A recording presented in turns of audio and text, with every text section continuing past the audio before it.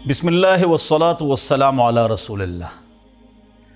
تکبر کیا ہے اس کو سمجھنا ہے اور اپنے دل پر بدگمانی کر کے اس کو ہٹانا ہے، دوسرے کے اوپر اچھا گمان کرنا ہے، بہت مشکل کام ہے۔ حضور اکرم صلی اللہ علیہ وسلم کا ارشاد ہے کہ قیامت کے دن اعلان ہوگا کہ تمام جہنمیوں کو جہنم سے نکال لو۔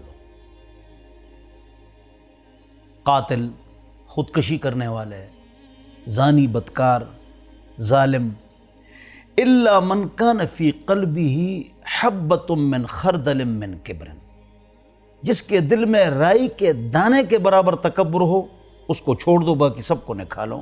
بخاری شریف صحیح حدیث۔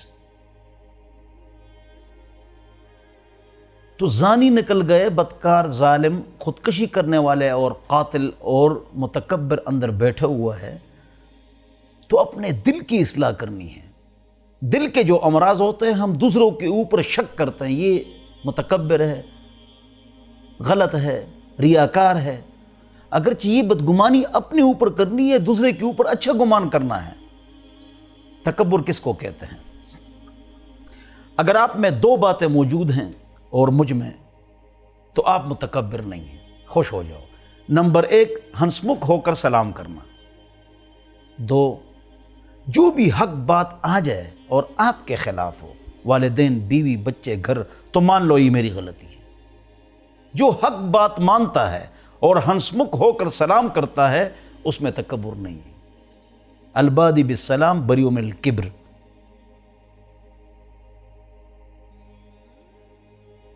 اللہم اجعلنی فی عینی صغیرہ و فی اعین الناس کبیرہ۔ یا اللہ مجھے اپنے دل میں ایسا بنا دے کہ اپنے اوپر بدگمانی کروں، میں اپنے آپ کو کم جانوں، دوسرے کو اچھا جانوں، اپنے آپ سے بہتر جانوں۔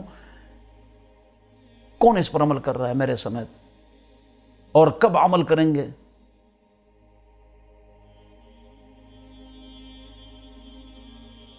جو آدمی جھکتا ہے تو پہاڑ پر چڑھ جاتا ہے، اگر سیدھا ہوگا پہاڑ پر نہیں چڑھے گا، اور جو آدمی پہاڑ سے اترتا ہے تو جھکے گا تب آئے گا، سیدھے ہو کر نہیں آ سکتا ہے۔ سیدھا ہو کر آئے گا، وہ سیدھے ہو کر آئے گا تب نیچے آئے گا، اگر جھکے گا تو وہ گر جائے گا۔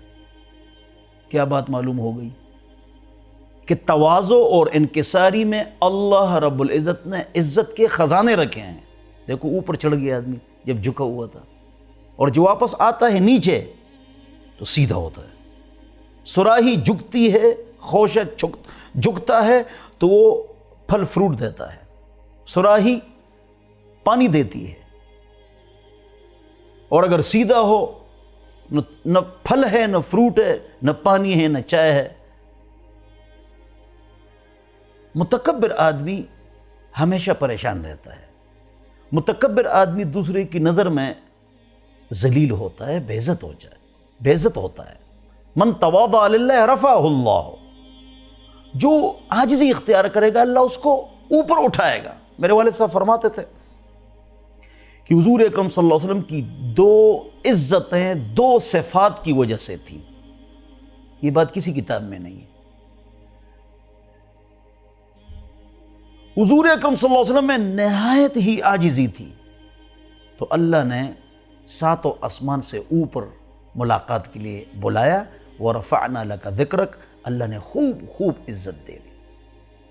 اور اخلاق اچھے تھے، نہایت ہی اچھے اخلاق، یعنی صبر۔ اخلاق ہنس کر ملنے کو نہیں کہتے کرسی لے لو، چائے لے لو، ہم اس کو اخلاق بولتے ہیں۔ اخلاق کہتے ہیں صبر کو، یہ مشکل کام ہے، سب سے مشکل کام۔ حضور اکرم صلی اللہ علیہ وسلم کے اخلاق اچھے تو پاک رب نے شفاعت کبریٰ کی نعمت نصیب فرمائی۔